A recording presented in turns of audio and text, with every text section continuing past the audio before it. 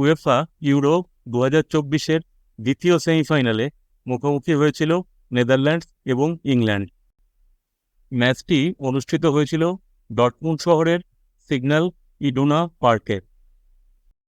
Group পর্বে group D থেকে 3 ম্যাচে 4 পয়েন্ট নিয়ে নেদারল্যান্ডস গ্রুপে তৃতীয় হয়ে এবং 4টি সেরা তৃতীয় দলের একটি হয়ে রাউন্ড অফ 16-এ কোয়ালিফাই করেছিল। রাউন্ড অফ 16-এর ম্যাচে নেদারল্যান্ডস 3-0 গোলে রোমানিয়াকে পরাস্ত করে কোয়ার্টার ফাইনালে কোয়ালিফাই করেছিল। নেদারল্যান্ডস কোয়ার্টার ফাইনালে তুর্কিকে 2-1 গোলে পরাস্ত করে সেমিফাইনালে কোয়ালিফাই করেছিল।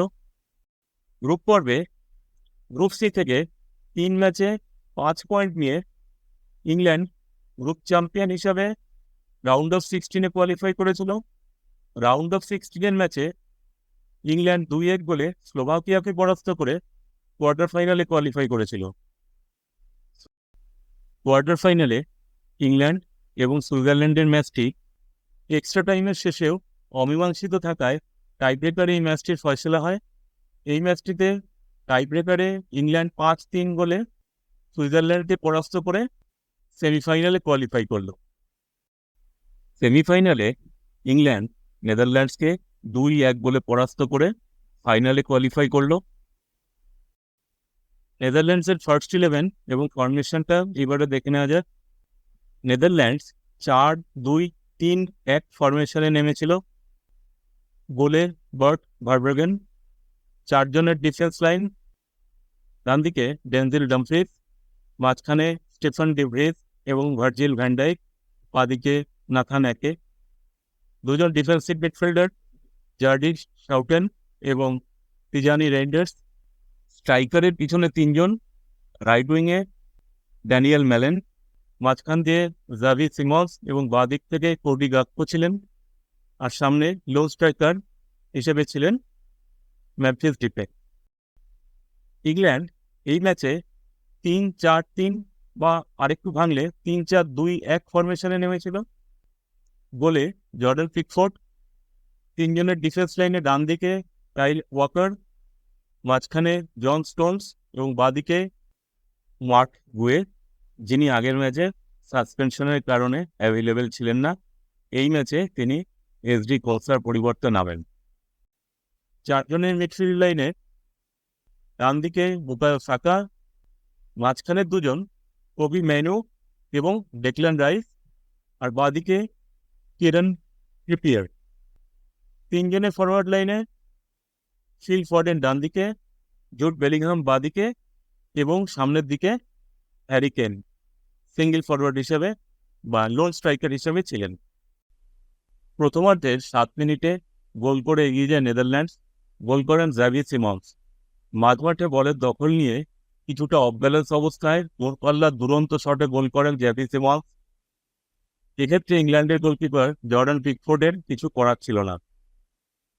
14 মিনিটে বুকায়ো সাকার শট ব্লক করেন নেদারল্যান্ডসের ডিফেন্সিভ মিডফিল্ডার তিজানি রেইন্ডার্স, কিন্তু ফিরতি বল চলে আসে হ্যারি কেনের কাছে। তিনি ভলি মারেন, কিন্তু বল ক্রসবারের উপর দিয়ে চলে যায়। যদিও এক্ষেত্রে নেদারল্যান্ডসের ডিফেন্ডার ডেনজিল ডামফ্রিজ ব্লক করতে যান এবং হ্যারি কেনকে ফাউল করেন। রেফারি ওয়ার চেকিংয়ের পরে ইংল্যান্ডের পক্ষে পেনাল্টি দেন। পেনাল্টি থেকে গোল করতে ভুল করেননি হ্যারি কেন। 23 মিনিটে পেনাল্টি বক্সে দারুণ বল কন্ট্রোল করে ফিল ফর্ডেন প্রায় গোল করে ফেলেছিলেন। 1-on-1 সিচুয়েশনে তিনি পেয়ে গিয়েছিলেন নেদারল্যান্ডসের গোলকিপার বার্ট ভারব্রেগেনকে। ফিল ফর্ডেন বল প্লেস করেন, বল গড়িয়ে গোল লাইন অতিক্রম করার মুহূর্তে দারুণ গোল লাইন সেভ করেন ডেনজিল ডামফ্রিজ। 29 মিনিটে নেদারল্যান্ডসের মেমফিস ডিফে থেকে বল পেয়ে বক্সের মধ্যে শট নিয়েছিলেন ড্যানিয়েল ম্যালেন। তার শট ব্লক করেন ইংল্যান্ডের ডিফেন্ডার কাইল ওয়াকার। 30 মিনিটে কর্নার থেকে দারুণ হেড করেছিলেন নেদারল্যান্ডসের ডিফেন্ডার ডেনজিল ডামফ্রিজ, কিন্তু তার হেড ক্রসবারে লাগে। 32 মিনিটে মাঠের ডান প্রান্ত থেকে দুরন্ত শট নিয়েছিলেন ফিল ফর্ডেন, কিন্তু বল পোস্টে লাগে।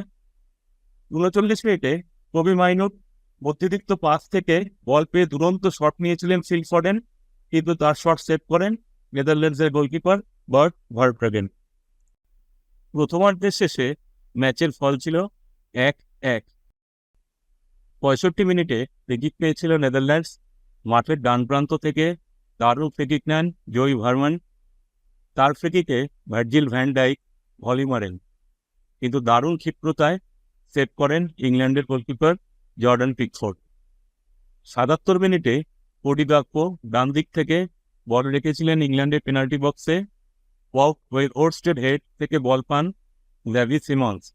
জ্যাভি সিমন্স ভলি মারেন, কিন্তু এক্ষেত্রে ক্লিন কন্ট্যাক্ট হয়নি। বল সহজেই ধরে নেন ইংল্যান্ডের গোলকিপার জর্ডান পিকফোর্ড। 79 মিনিটে একটি দারুণ মুখ থেকে গোল করে ফেলেছিল ইংল্যান্ড। ফিল ফর্ডেন থেকে কাইল ওয়াকার হয়ে বল পান বুকায়ো সাকা। তিনি দুরন্ত গোল করলেও অফসাইডের কারণে এই গোলটি বাতিল হয়। 90 মিনিটের একদম শেষে ইংল্যান্ড দ্বিতীয় গোলটি করল। পরিবর্তে হিসেবে নামা কোল পামার পেনাল্টি বক্সে দারুণ থ্রু বল বাড়ান আরেক পরিবর্তে হিসেবে নামা ফুটবলার অলি ওয়াটকিন্সের উদ্দেশ্যে। অলি ওয়াটকিন্স দারুণ টার্ন করে জোরালো শটে নিখুঁত প্লেসমেন্টে গোল করলেন। শেষ অবধি ইংল্যান্ড নেদারল্যান্ডসকে 2-1 গোলে পরাস্ত করে ফাইনালে পৌঁছে গেল। ফাইনালে ইংল্যান্ড মুখোমুখি হবে স্পেনের। এই ম্যাচটির স্ট্যাটস একবার দেখে নেওয়া যাক। শটস নেদারল্যান্ডসের 7টি, ইংল্যান্ডের 9টি। শটস অন টার্গেট নেদারল্যান্ডসের 2টি, ইংল্যান্ডের 5টি। বল পজিশন নেদারল্যান্ডসের 41%, ইংল্যান্ডের 59%। পাসেস নেদারল্যান্ডসের 414টি, ইংল্যান্ডের 589টি। পাসিং অ্যাকুরেসি নেদারল্যান্ডসের 89%, ইংল্যান্ডের 92%। ভিডিওটি দেখার জন্য আপনাদের সবাইকে আন্তরিক ধন্যবাদ।